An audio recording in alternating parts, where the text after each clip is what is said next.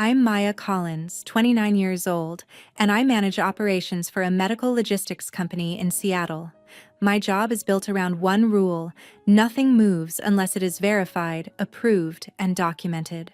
So when my phone lit up with a bank alert showing a $22,000 charge for international flights, luxury hotels, and a private Europe travel package, I stopped breathing for a second because I knew one thing immediately.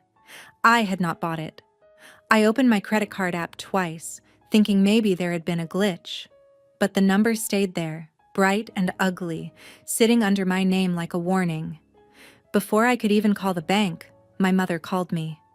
Her voice was rushed, almost shaky, and she said she had used my card because there was an emergency.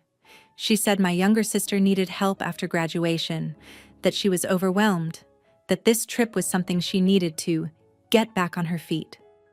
Then she said the sentence that made my stomach turn cold. Don't make this about money. Family helps family. I wanted to believe her. I really did. But when someone spends $22,000 on your credit card without asking, belief starts feeling less like love and more like a trap. So I did not yell. I did not threaten.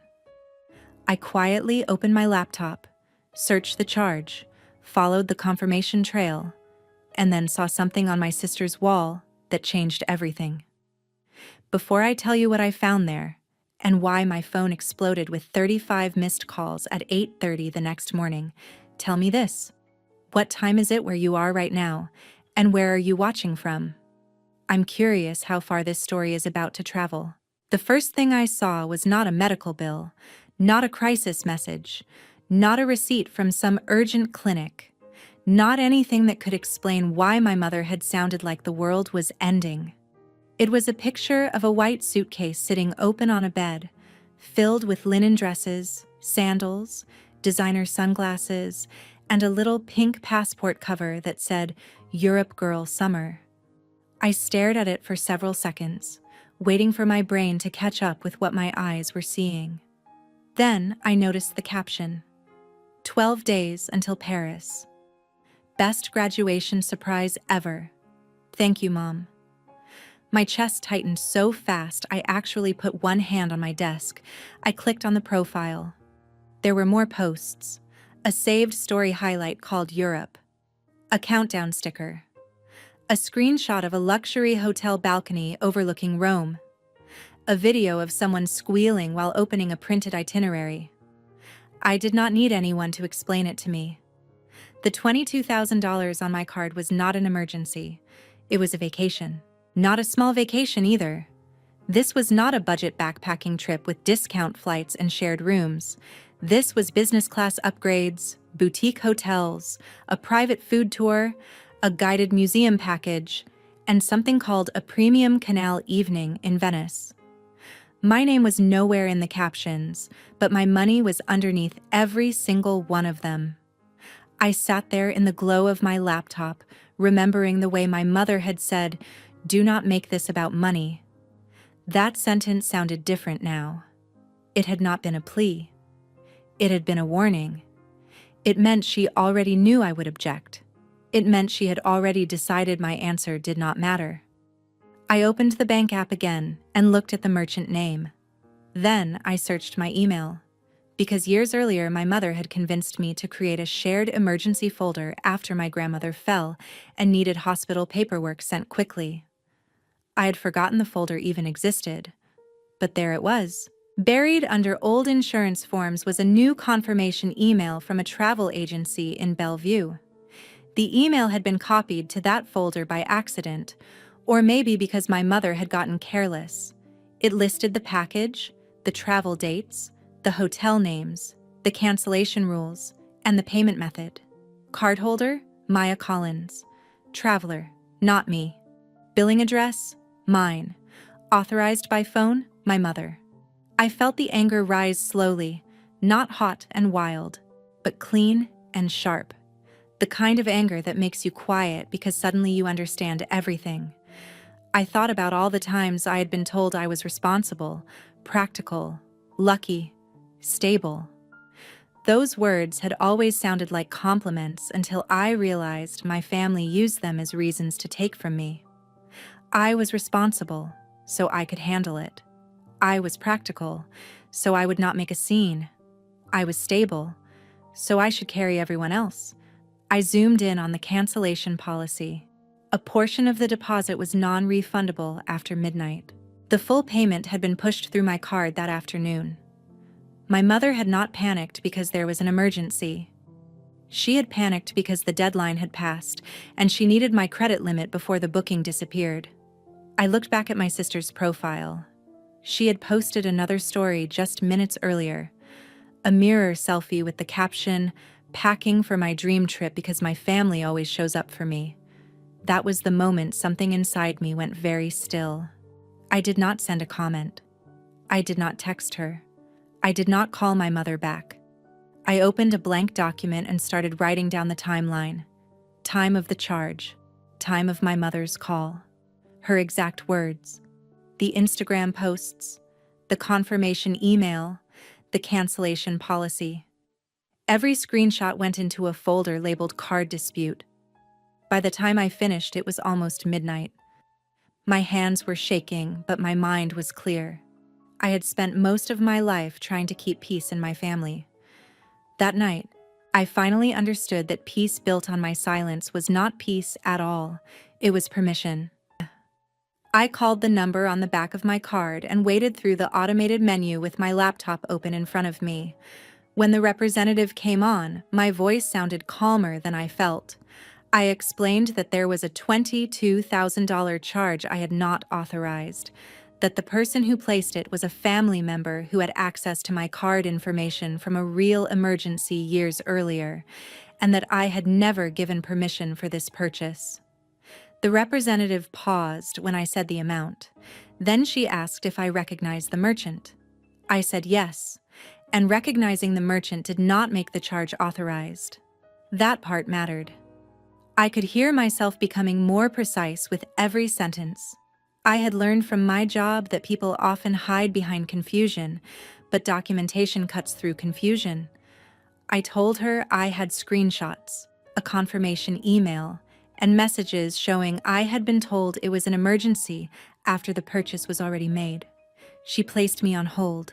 For 6 minutes, I sat in my condo with the refrigerator humming in the kitchen and the city lights outside my window. My phone kept buzzing, but I did not look. When she returned, she said they could freeze the card immediately, issue a new one, open a dispute, and mark the transaction for review. The charge was still pending, which meant the timing mattered. If the merchant had not fully captured the funds, the bank could hold it while they investigated. She warned me that family situations could get complicated. I said, "I understand. Please continue." That sentence felt like stepping across a line I had been afraid of for years. Please continue. Not let me think about it. Not maybe my mother meant well. Not what will people say. Please continue. She verified my identity, read disclosures, and asked whether I wanted to remove all saved digital wallet access. I said yes. She asked whether I wanted alerts for future large transactions. I said yes. She asked if anyone else had permission to use the card. I said no. When the call ended, my card was frozen, a new one was on the way, and the dispute had a case number. I wrote the case number at the top of my document.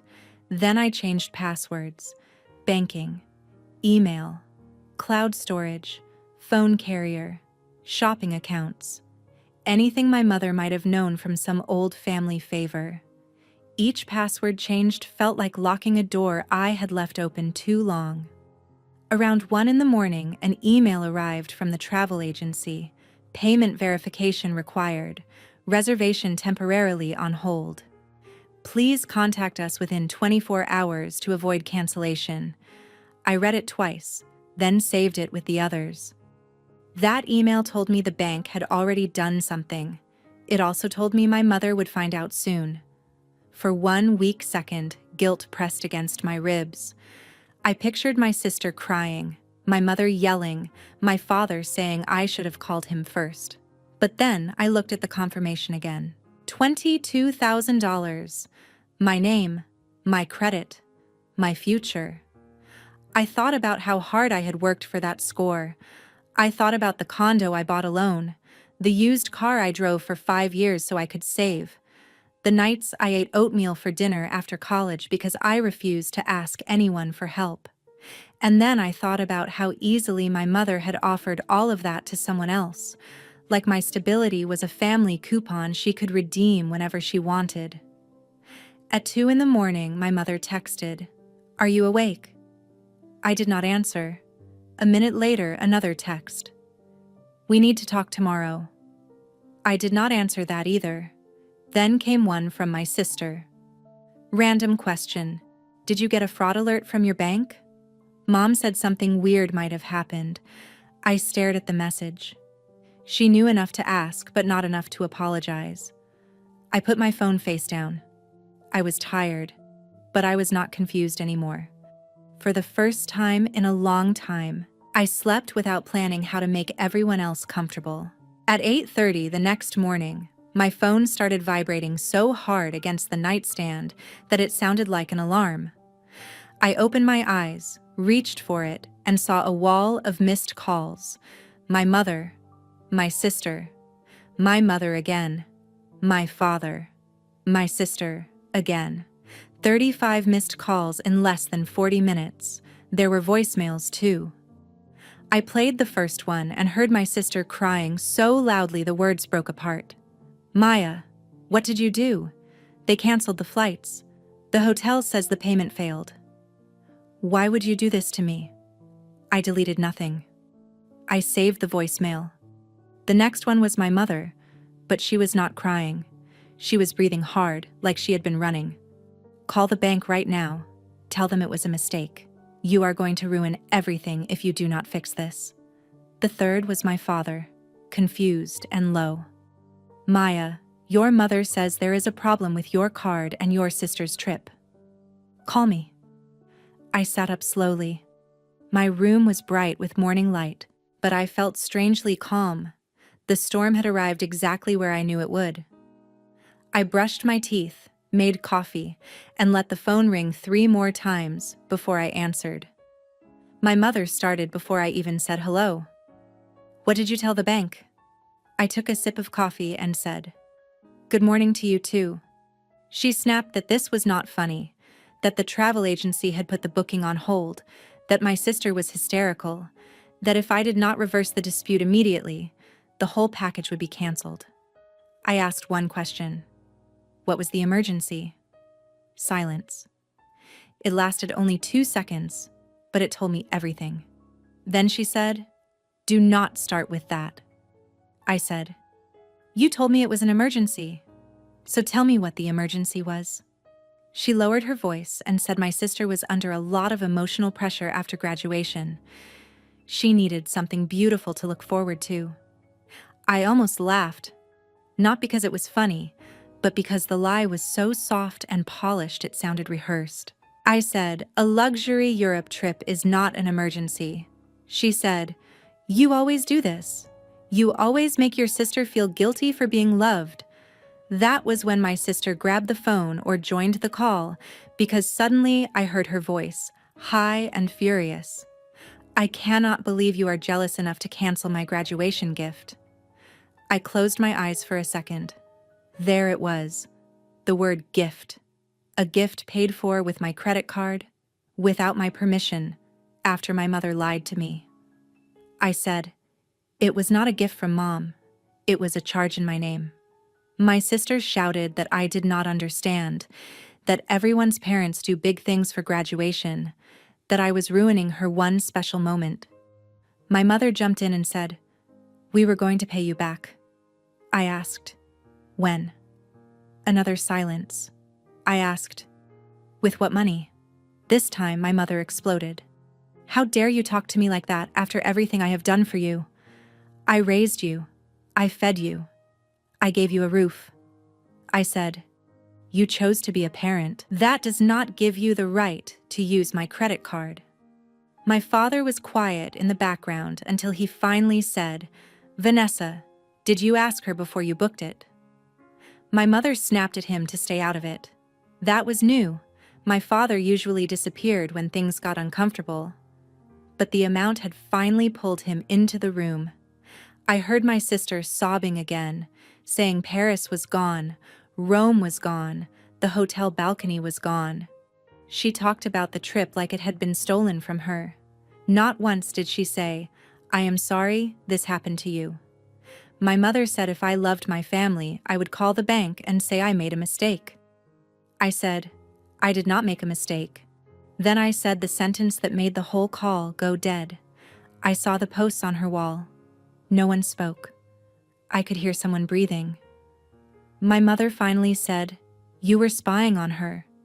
I said, "She posted it publicly, you lied privately. There is a difference."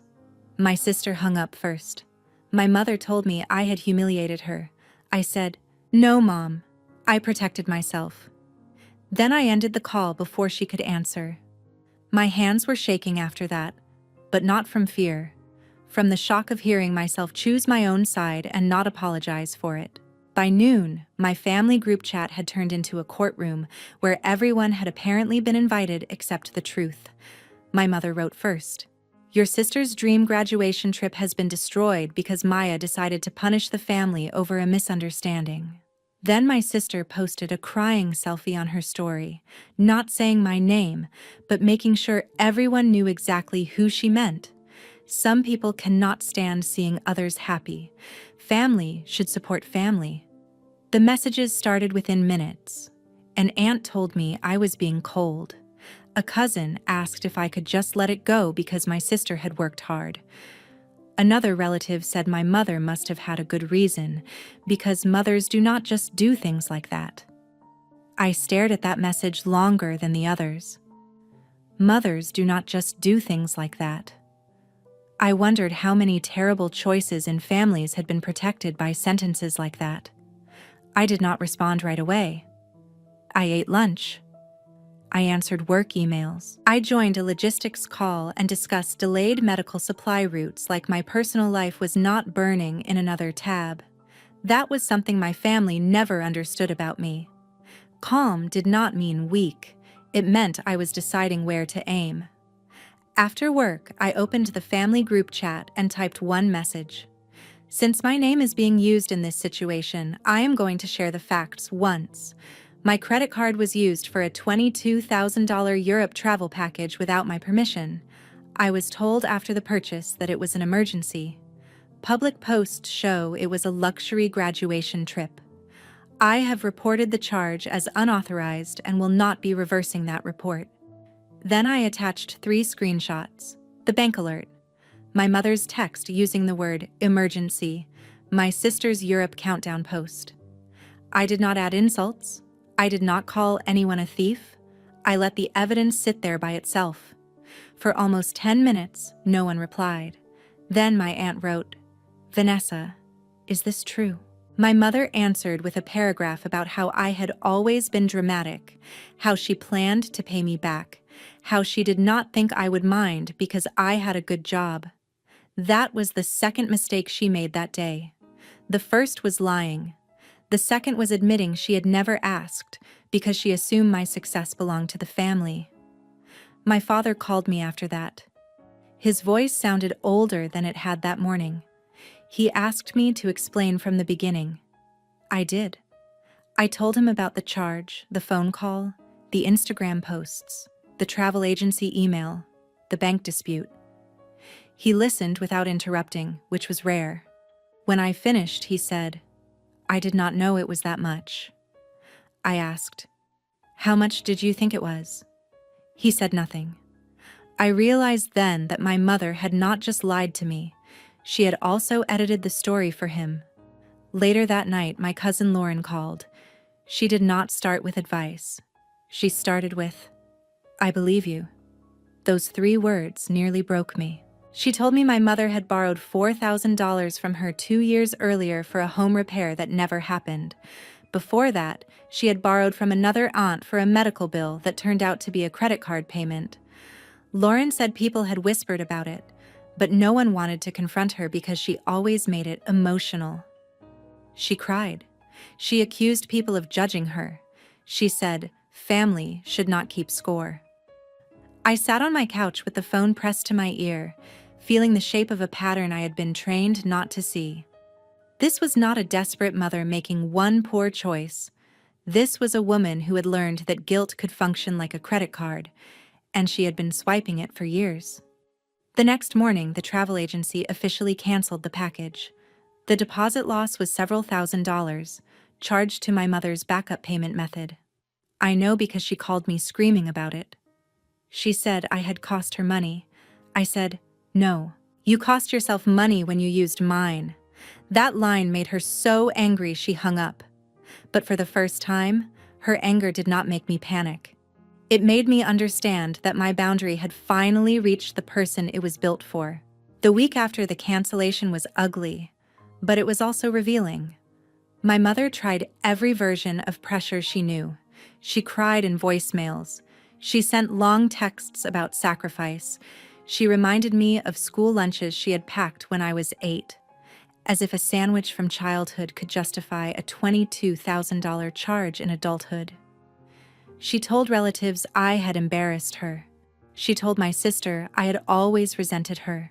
She told my father I was trying to break the family apart. But this time, the story did not hold together. Too many people had seen the screenshots. Too many people had started comparing notes. My father, who had spent years avoiding conflict, finally opened the family bank statements. What he found changed the entire balance of the house. There were store cards he did not know about. There were payments to boutiques, deposits for events, and a separate balance from a furniture account my mother had hidden. The Europe trip was not just a celebration. It was part of a bigger performance. My mother wanted my sister's graduation to look perfect, because perfection had always been her favorite disguise. When my father called me again, he sounded exhausted. He said he was sorry. Not a polished apology, not the kind people say because they want the conversation to end. A real one. He said, I should have asked more questions years ago. I did not let that sentence fix everything, but I let it matter. He told me he had removed my mother's access to some joint credit lines, scheduled an appointment with a financial counselor, and told her she had to sell several luxury items to cover the lost deposit and part of the hidden balances. My mother called that betrayal. I called it math. My sister did not contact me for 9 days. During those 9 days, I kept living. That sounds small, but it was not. I went to work. I cooked dinner.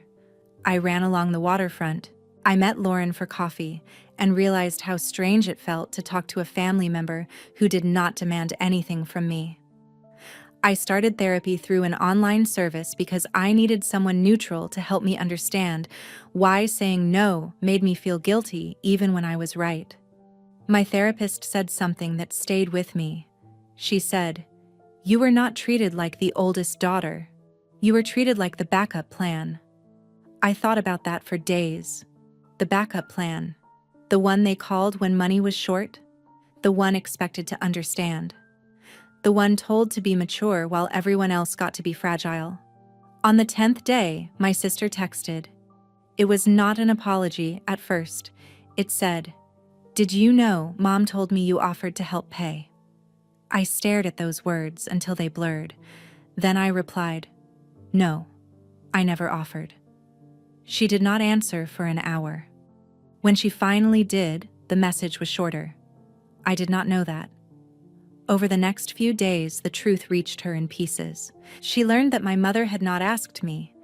She learned that the trip cost $22,000. She learned that our father had not approved the full amount. She learned that her graduation gift had been built on a lie and wrapped in my name. Her apology came one night while I was folding laundry. "I am sorry. I was selfish. I thought you were taking something from me, but I think Mom took something from you first." I sat down on the floor with a towel in my hands and read it 3 times. I wanted to forgive her instantly because part of me missed the idea of having a sister. but I had learned not to confuse a first apology with a finished repair. I wrote back, "Thank you for saying that. I need time." To her credit, she did not argue. A month later, she got a part-time job at an interior design showroom in Bellevue. She complained about the schedule once, then stopped when I did not rescue her from it. She started paying her own phone bill. She sold some clothes online. She even asked me how to build credit safely. I gave her general advice, not access, not money, not a rescue plan. My mother hated that. She said I had poisoned my sister against her. But what really happened was simpler. For the first time, my sister had to look at the cost of being protected from consequences. And for the first time, my mother had to pay a bill she could not send to me. 3 months after the canceled trip, I agreed to one mediated family video call. Not because everything was fine, and not because I wanted to pretend we were a normal family again. I agreed because I wanted to say my piece in a room where no one could rewrite it. The mediator was a calm woman with silver glasses who began by setting rules. No interrupting, no name-calling, no using past parenting duties as payment for adult obedience. That last one made my mother look away. I spoke first. I said I was not there to debate whether my sister deserved a graduation celebration. I was there because my credit card had been used without permission, because I had been lied to, and because when I protected myself, the family treated me like the problem. My mother started crying before I finished. In the past, those tears would have pulled me out of my own anger. I would have softened. I would have apologized for my tone. I would have tried to make the room easier for everyone else. This time, I let her cry and kept talking. I said, "I love this family, but I will never again be the emergency fund for choices I did not make." My father apologized again, this time in front of everyone. He said he had confused keeping peace with being passive, and he understood now that his silence had helped the pattern continue. My sister apologized too. She said she had enjoyed being the golden child because it felt like love, but she was starting to see that being spoiled had not prepared her for real life. She looked embarrassed when she said it, but she said it anyway. My mother was the last to speak. For a while, she defended herself. She said she had wanted to give her youngest daughter something beautiful. She said she felt pressure to keep up with other parents. She said she thought I would understand because I was doing well. The mediator asked her one question. "Did Maya give you permission to use her card?" My mother wiped her face and whispered, "No." That one word did not erase what she had done, but it ended the argument. After that call, the boundaries became official. My mother would not have access to my financial information, my home access codes, my emergency documents, or my accounts. If she needed help, she could ask, and I could say no. My father continued financial counseling with her. Their marriage did not magically heal. Some relatives still thought I was too harsh, but fewer said it out loud after the truth became impossible to dress up as family love. My sister kept working. She did not become perfect. Neither did I. But she started saving for her own small trip, one she could actually afford, and one day she sent me a picture of a jar labeled travel fund. No guilt, no request, just progress. As for me, life became quieter in a way I had never known before. I accepted a larger project at work. I rebuilt my emergency folder with only my name on it. I changed every account, every password, every backup contact. I started sleeping better. I stopped flinching every time my phone rang. The strangest part was realizing that I had not lost my family by setting boundaries. I had lost the version of my family that required me to disappear in order to belong. That was painful, but it was also freedom. The lesson I carried from all of it is simple. Family love should never require someone to sacrifice their future, their credit, or their peace of mind. Protecting your finances is not selfish. It is part of protecting your dignity. Boundaries are not walls built from hate. Sometimes they are doors with locks, teaching people that love must come with respect. And if you are listening to this while carrying guilt for saying no to someone you love, I hope you remember this. A person who truly cares about you will not need access to your money to prove you love them. They will respect your no, your limits, and your right to build a life that is not constantly being drained by someone else's crisis. My mother wanted a beautiful story to post online. She got a different one instead. A story where the daughter she underestimated finally checked the receipts, protected her name, and chose peace over permission. Have you ever had to set a financial boundary with someone you loved? Share your story below, because your experience might give someone else the courage to protect their own future.